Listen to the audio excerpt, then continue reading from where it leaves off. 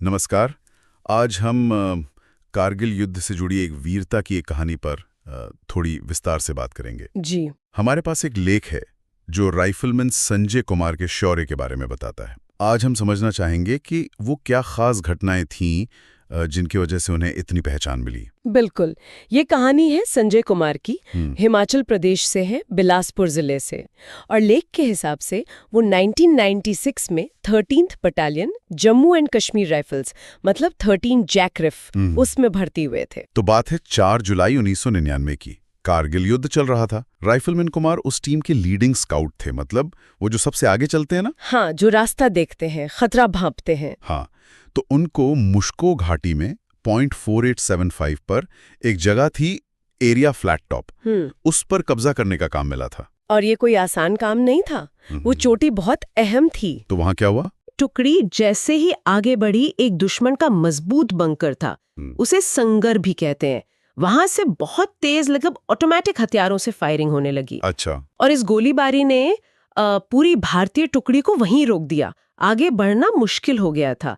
स्थिति काफी, आप कह सकते हैं, नाजुक हो गई थी। और यहीं पर राइफलमैन कुमार ने कुछ ऐसा किया जो अविश्वसनीय है। लेख कहता है कि उन्होंने अपनी जान की बिल्कुल परवाह नहीं की, अकेले ही उस दुश्मन बंकर पर धावा बोल दिया। हाँ, अकेले। और ये सिर्फ दूर से फायरिंग नहीं थी, बिल्कुल नजदीकी लड़ाई हुई, हाथापाई जिसे कहते हैं। और उसमें उन्होंने 3 दुश्मन सैनिकों को मार गिराया, पर वो खुद भी बहुत बुरी तरह घायल हो गए। अरे बाप रे, मतलब लड़ते हुए घायल हुए हैं? जी हाँ, गंभीर रूप से घायल। लेकिन कहानी यहाँ खत्म नहीं होती है।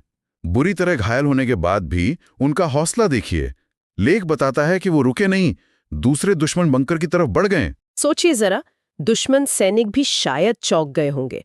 वो इतने हैरान हुए कि अपनी यूनिवर्सल मशीन गन, UMG जिसे कहते हैं, वो वहीं छोड़कर भाग गए। क्या बात है। हाँ, शायद उन्हें उम्मीद ही नहीं थी कि कोई घायल सैनिक इस तरह हमला कर सकता है। और राइफलमैन कुमार ने वो छोड़ी हुई गन उठा ली और जो दुश्मन भाग रहे थे उन पे उसी गन से फायर करना शुरू कर दिया। बिल्कुल। लेख में ये भी लिखा है कि उनका खून बहुत बह रहा था, लेकिन फिर भी उन्होंने पीछे हटने से साफ मना कर दिया। सही बात है। और उनके इस एक अकेले कारनामे का असर देखिए। उनकी ये बहादुरी देखकर जो बाकी साथी सैनिक थे, उनमें जैसे एक नया जोश आ गया। हाँ, प्रेरणा मिली होगी। बिल्कुल। वो मुश्किल पहाड़ी चढ़ाई उन्होंने पार की, दुश्मन पर हमला किया और आखिरकार वो जो एरिया फ्लैट टॉप था, उस पर कब्जा कर लिया। तो कह सकते हैं कि राइफलमैन कुमार की कार्रवाई सीधे सीधे मिशन की कामयाबी की वजह बनी। वाह, स्रोत में उनकी इस बहादुरी के लिए बहुत अच्छे शब्दों का इस्तेमाल हुआ है, जैसे सबसे विशिष्ट वीरता, शांत साहस। जी, और दुश्मन के सामने कर्तव्य के प्रति असाधारण रूप से उच्च समर्पण। बिल्कुल सही। और उनकी इस बहादुरी को सम्मान भी मिला है ना? जी हाँ, बिल्कुल। फरवरी 2022 में उन्हें सूबेदार मेजर के पद पर प्रमोट किया गया। और आजकल वो पुणे में है, राष्ट्रीय रक्षा अकेडमी NDA में तैनात हैं। अच्छा, NDA में?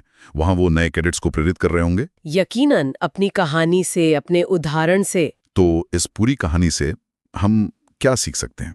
मेरे ख्याल से ये साफ है कि कैसे एक इंसान का, एक अकेले सैनिक का साहस युद्ध के मैदान में कितना बड़ा फर्क ला सकता है, न सिर्फ लड़ाई जीतने में बल्कि दूसरों का हौसला बढ़ाने में भी। सही कहा।